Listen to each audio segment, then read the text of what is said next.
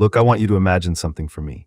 You're making $150,000 a year. That's more than most people in this country will ever see. You're in the top 20% of earners, and yet you're sitting at your kitchen table at 2 a.m. scrolling through your bank account wondering where all the money went. Again, your friend who makes $80,000, they seem fine. Meanwhile, you're one unexpected expense away from panic. How does that even make sense? Here's the thing, it's not just you, and it's definitely not about the amount you make. My name is Elon Musk, and I spend way too much time thinking about why smart people feel broke no matter how much they earn.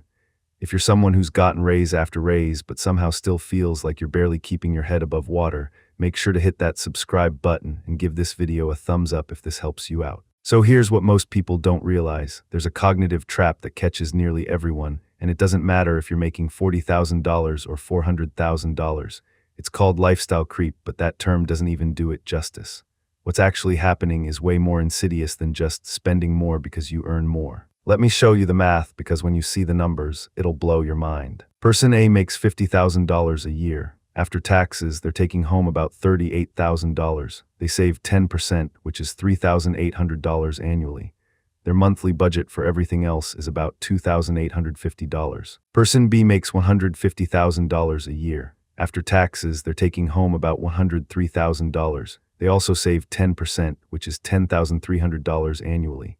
Their monthly budget for everything else is about $7,725. Now you might be thinking, well, person B is obviously way better off. They're saving almost 3 times as much, and on paper you'd be right, but here's where it gets really interesting. Person A lives in a modest apartment, drives a 7-year-old, and their friends suggest happy hour at Chili's.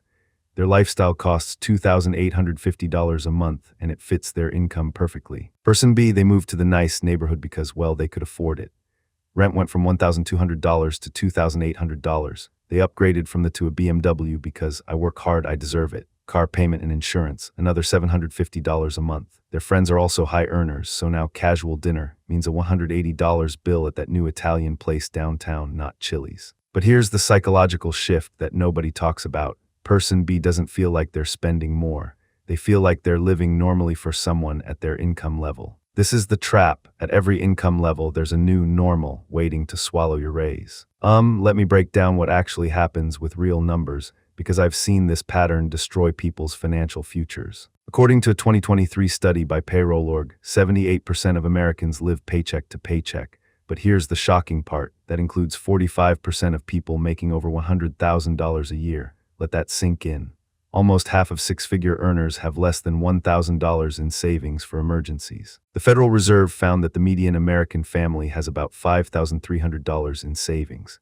But when you break it down by income, families earning $50,000 to $75,000 have a median savings of $3,200. Families earning over $100,000, their median is around $15,400. Now at first glance you think, see, higher earners are doing better, but look at it proportionally.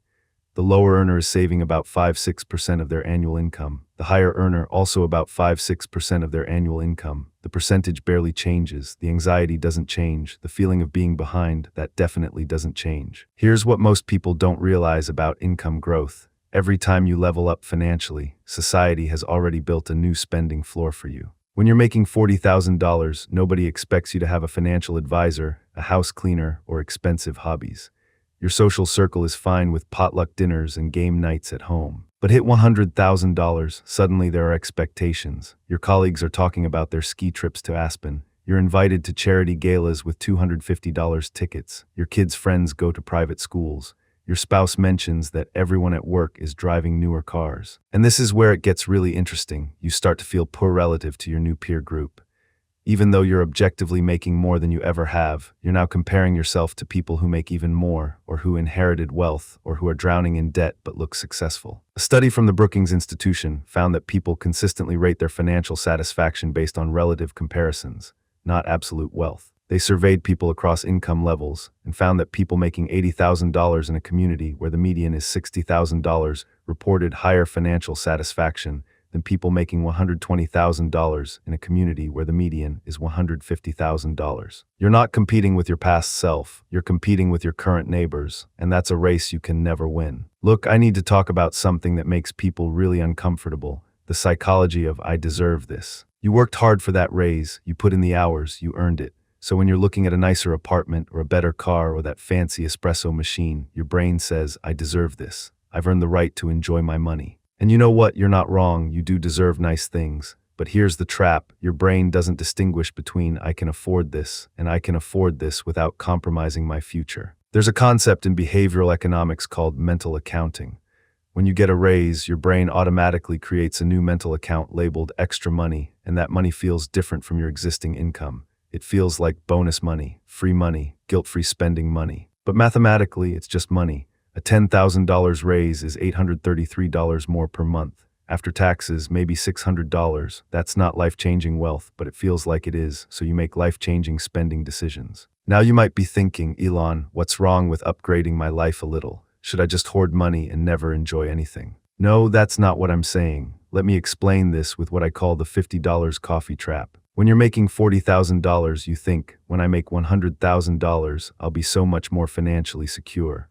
But what actually happens is this. At $40,000, you make coffee at home. Cost 50 cents per day. Annual cost $130. At $100,000, you stop it every morning. Cost $6 per day. Annual cost $1,560. But Elon, you're saying, that's only $1,400 more per year. I got a $60,000 raise. Right, but it's not just coffee, it's coffee plus $1,400. Upgrading from a $900 apartment to a $2,000 apartment plus $13,200. Car payment on a new car instead of paid-off used car plus $6,000. Eating out 3x per week instead of 1x plus $5,200. Gym membership at Boutique Studio instead of Planet Fitness plus $1,200. Subscription services you finally can afford plus $1,000. Vacation budget upgrade plus $3,000. New wardrobe for your new professional level plus $2,000. We're at plus $33,000 in annual expenses, and none of these feel extravagant.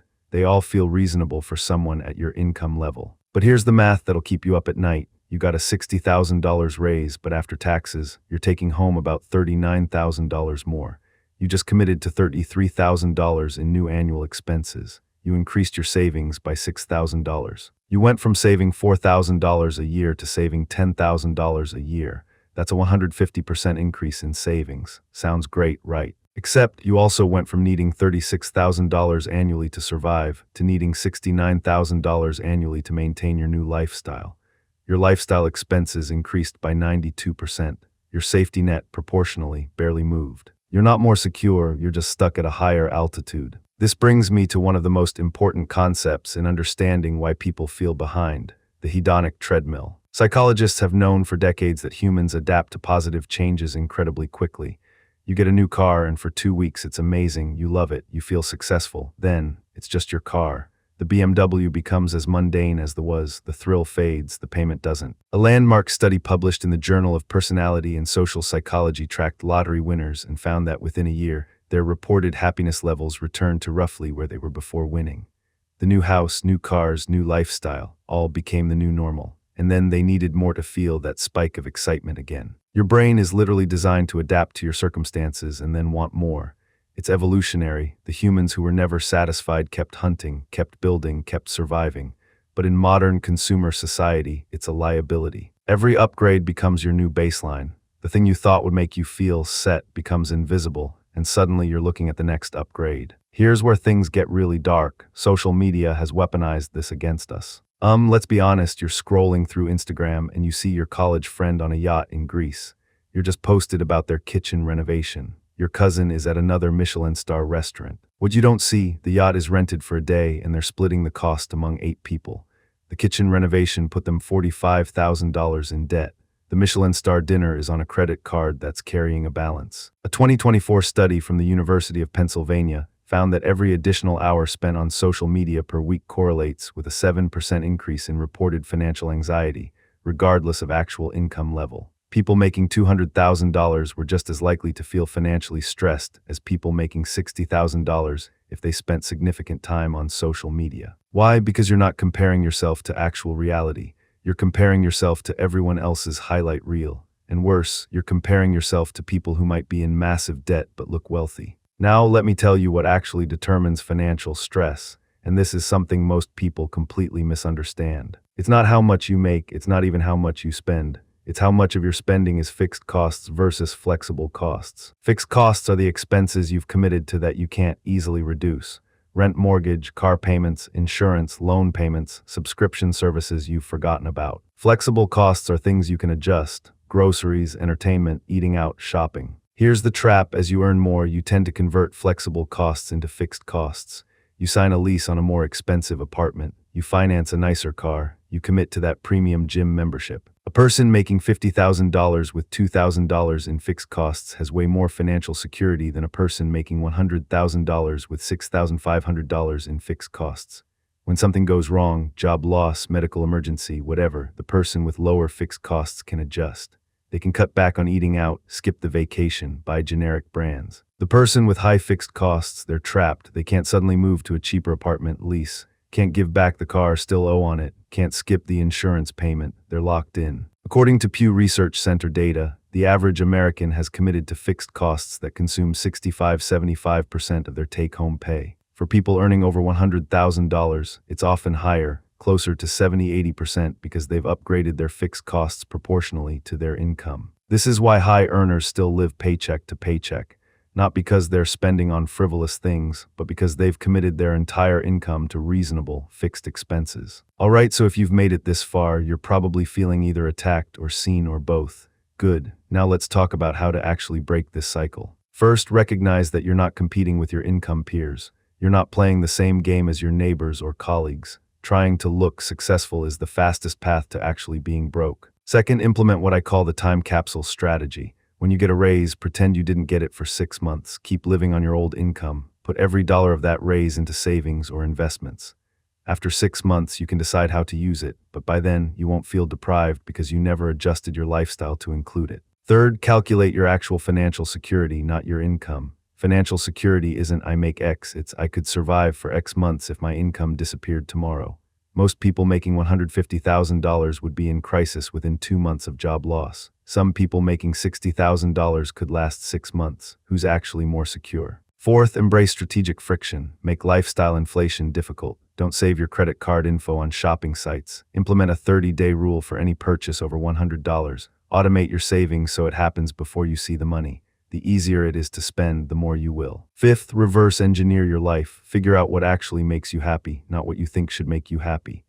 A study from Princeton found that happiness increases with income up to about $75,000 per year, then plateaus. Beyond that, you're not buying happiness, you're buying status. And status is expensive and never satisfying. Let me give you a specific strategy that works. Take your current take-home pay and multiply it by 0.5. That's your monthly life budget. The amount you spend on everything except savings and fixed costs you can't immediately change. So if you take home $5,000 per month, $2,500 goes to fixed costs and life expenses. $2,500 goes to savings, investments, and debt payoff. But Elon, I can't live on $2,500 a month. Then your fixed costs are too high. And yes, I know you can't break a lease tomorrow or sell a car you're underwater on, but starting today, you make different decisions. When the lease is up, you move somewhere cheaper. When the car is paid off, you keep it instead of upgrading. Here's what this actually looks like in practice. Someone making $100,000 per year takes home about $72,000 or $6,000 per month. Half of that is $3,000 for fixed costs and life. The other $3,000 gets saved, invested. In 5 years, assuming conservative 7% returns, they'll have about $215,000 saved. In 10 years, about $530,000. In 20 years, over $1.5 million. Now compare that to someone making the same $100,000, but spending $5,500 per month and saving $500. In 5 years, $36,000 saved. In 10 years, $88,000 saved. In 20 years, $246,000 saved. Same income, same number of years, a $1.25 million difference. Look, here's the thing nobody wants to hear. You can't spend your way to feeling wealthy. You can only spend your way to looking wealthy while feeling broke. Real wealth, and I mean the kind of wealth that lets you sleep at night, that gives you options. That means you don't panic when your check engine light comes on. Real wealth is invisible. It's the gap between what you could spend and what you do spend. The person driving a 10-year-old with $200,000 in investments is wealthier than the person driving a brand new Mercedes with $5,000 in their savings account. One of them is wealthy. One of them is broke but looks successful. And I get it, it's hard to make that choice. It's hard to be the person who says, no, let's just do dinner at home when your friends want to go out. It's hard to drive past the nice apartments and convince yourself that your modest place is fine. It's hard to watch your colleagues upgrade their lives and wonder if you're missing out. But here's what I know after watching people's financial lives for years. The people who feel behind at every income level are the ones who keep moving the goalpost. They think once I make X, I'll feel secure. But when they get there, they've already adjusted their lifestyle to need X, so they push the goalpost further. The people who actually build wealth and feel financially secure, they picked a lifestyle they could sustain and maintain, and then they let their income grow beyond it. They created distance between their earnings and their spending, and they protected that distance ferociously. Here's the final truth: you will never earn your way out of overspending. You can't. The hedonic treadmill moves as fast as your salary does. The expectations scale with your income. The peer comparisons adjust to your bracket. The only way to win is to opt out of the game entirely. That doesn't mean living like a monk or never enjoying your money. It means being intentional. It means asking, will this actually make my life better, or will I adapt to it in 3 months and want something else? It means understanding that every fixed cost you add is a small piece of freedom you're trading away. If you're making $50,000 and feeling behind, or $100,000 and feeling behind, or even $250,000 and feeling behind, the solution isn't more money. It's a complete reset of what you think you need to feel successful. Because here's what most people don't realize until it's too late: the hamster wheel is optional. You're choosing to be on it every day. You can step off whenever you want. You just have to be willing to look less successful while actually becoming more wealthy. So hit that subscribe button if this opened your eyes, give this video a thumbs up if you're ready to make a change, and drop a comment telling me what income level you're at and whether you feel behind. Let's break this cycle together. I'll see you in the next video.